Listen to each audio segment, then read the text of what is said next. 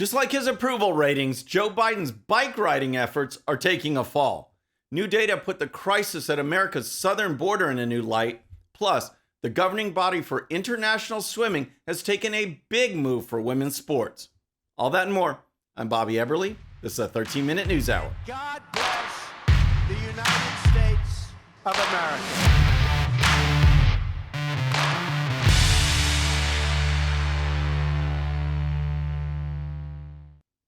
Okay, friends, welcome to the show. Happy Monday. I hope you had a great weekend.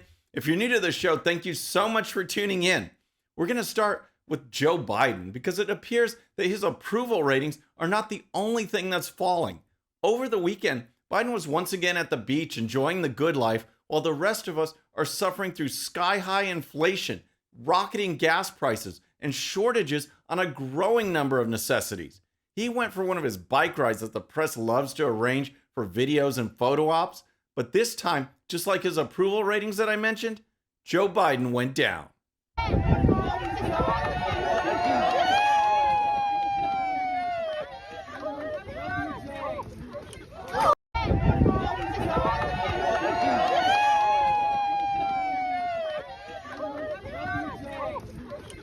This is just classic. I'm sure the communications department at the White House is just in a state of shock because they have to deal with issue after issue after issue.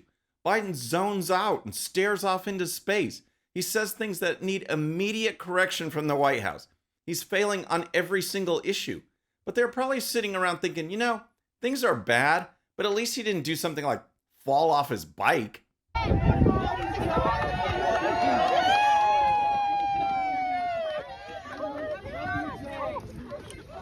Unfortunately for Biden, this is not a rare occurrence.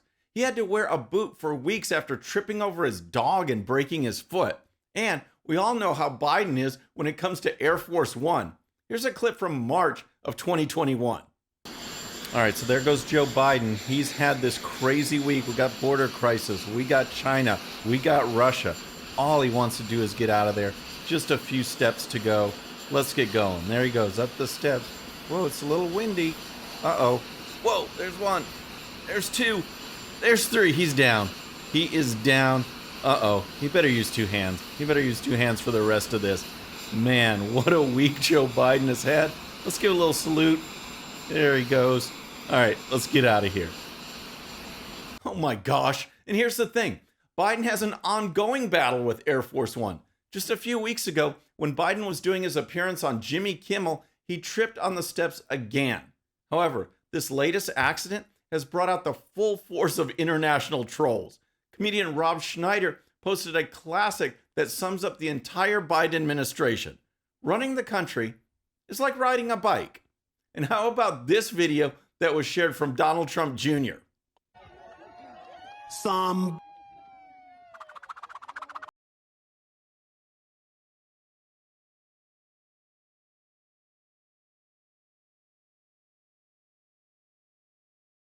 A crack up, but this whole incident is just another reminder that Joe Biden isn't up to the job.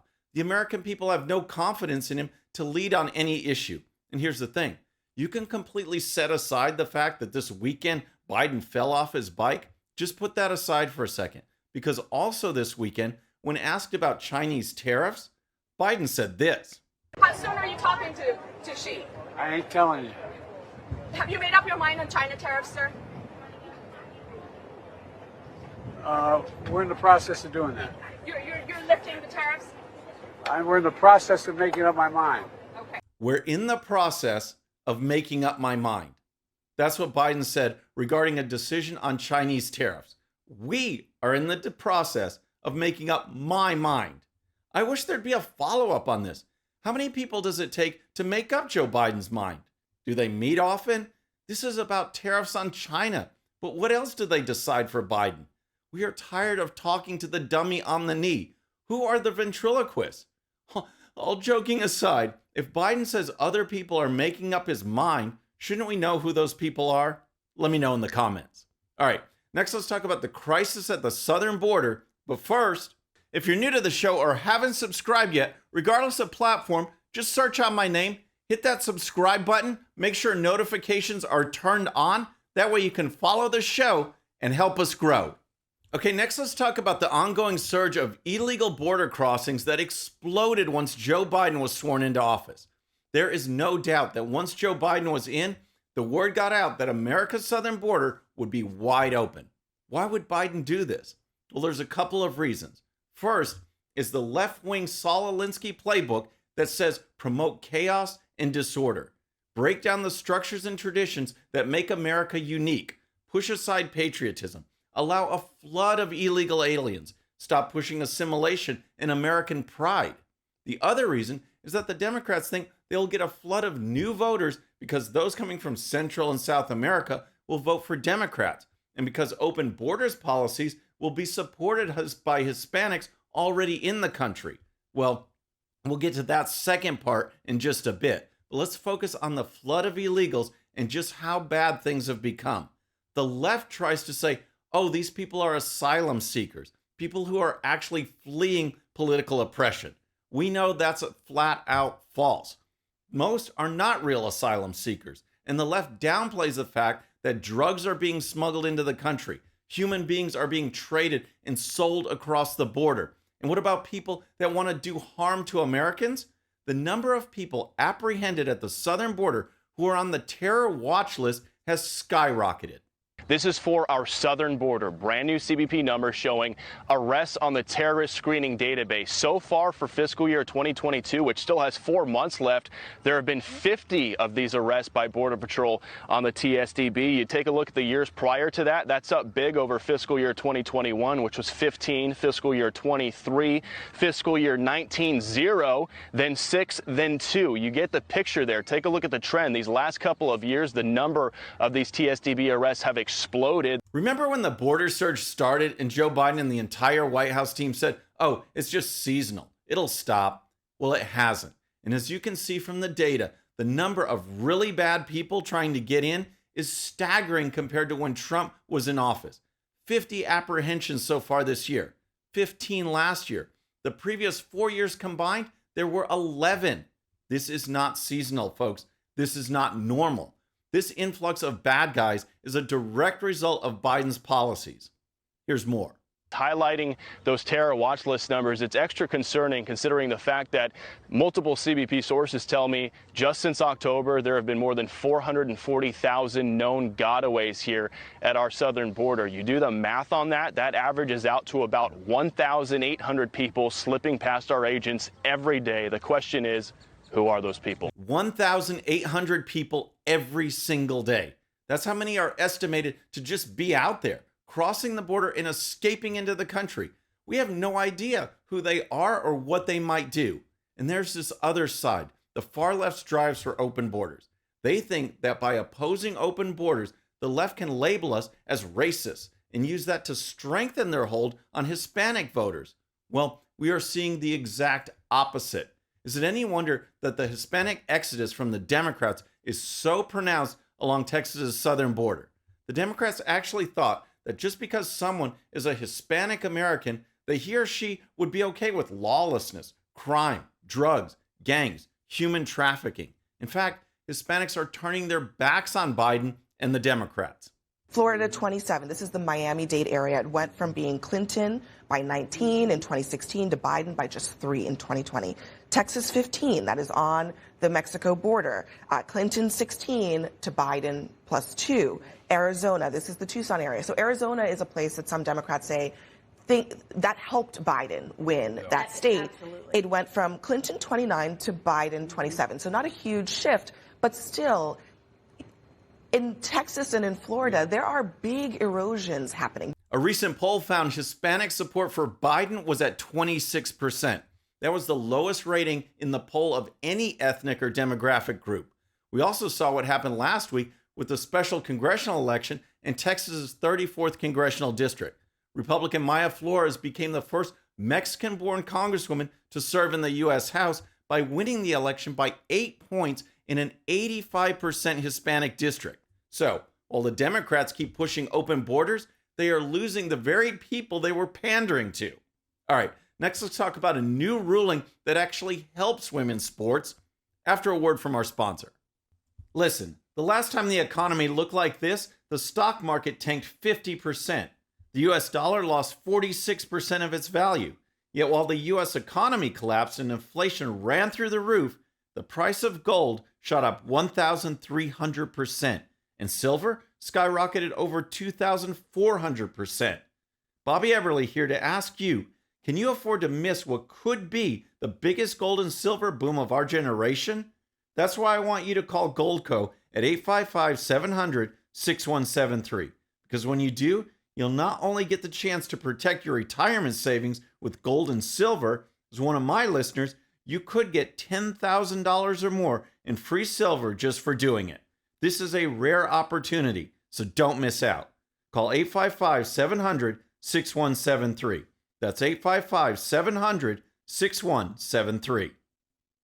Next, it appears that some sanity may be returning to women's sports, and it's about time. This whole woke transgender movement has gotten completely out of control, where men are being allowed to compete and win trophies and medals in women's sports. It's outrageous. This year we saw a man who was ranked in the mid-400s in collegiate men's swimming jump all the way to number 1 in women's collegiate swimming. Now, things may be changing. Here's the story. FINA, the governing body for international swimming, banned nearly all biological males from competing in women's sports in a new eligibility policy Sunday. The new gender inclusion policy requires that male athletes hoping to compete in a women's competition transition and experience no puberty symptoms before the age of 12, the 24-page policy states.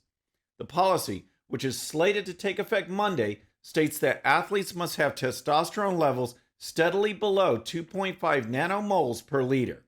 If an athlete intentionally has testosterone levels beyond that level, he may face retrospective disqualification and a period of ineligibility from competing, according to the policy. Basically, what the policy states is that if an athlete has gone through puberty, then it doesn't matter what you call yourself or what you think you are or how you identify. If you're a guy, you can't compete in women's swimming. Imagine that. Some common sense and an organization that is actually following the science. Here's more. Classifying athletes on the basis of sex is necessary to meet FINA's goals for female aquatics athletes and the women's competition category, the policy said. FINA's eligibility standards for the women's category are narrowly tailored so that they can achieve those goals without unnecessarily limiting participation by gender-diverse athletes. There is a proposed open competition policy that is setting up a new working group that will spend the next 6 months looking at the most effective ways to set up this new category, the document said.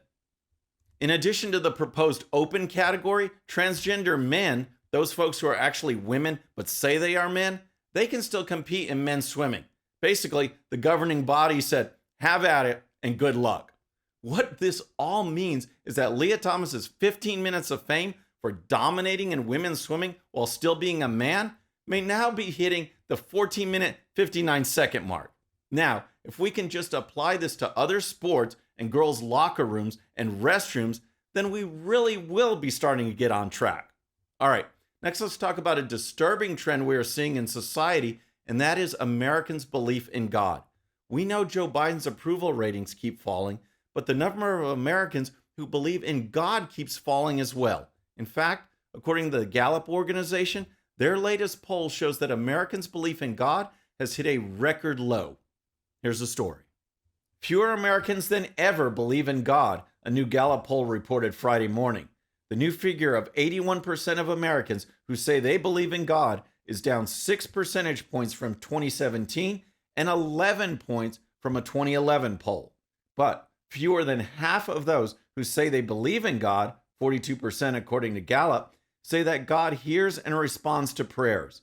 Some 28% of all Americans say God hears a person's prayers but cannot intervene, and 11% say God neither hears nor answers prayers.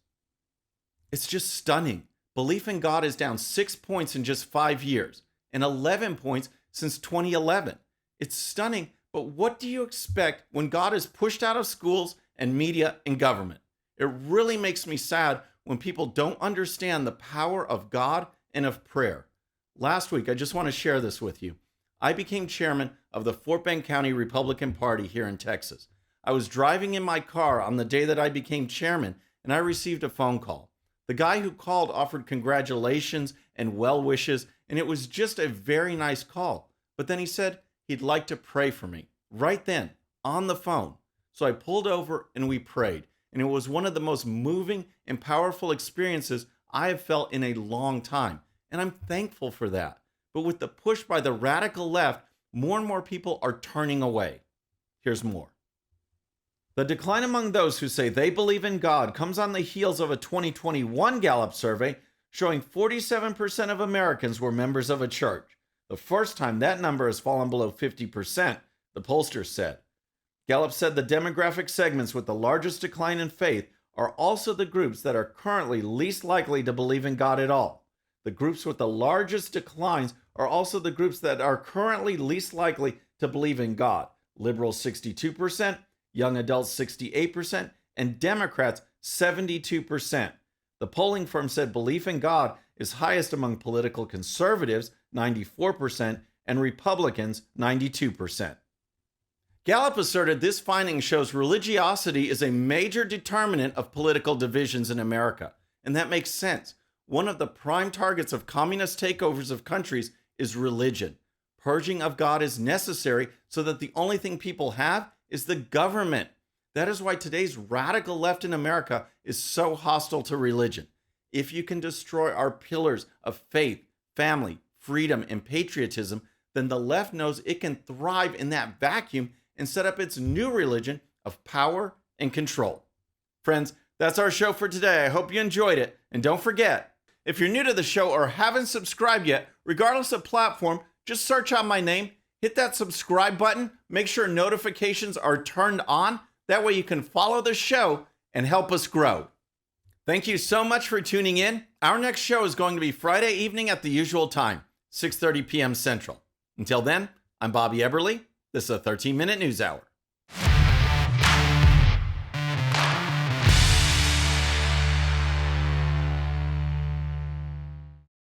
All right, friends, thanks again for tuning in. I really appreciate it. And before you go, please hit that subscribe button above. Once you do, tell your friends, share it, spread the word about the 13-minute news hour so we can keep growing. And for more great content, check out these videos right here, and I'll see you next time.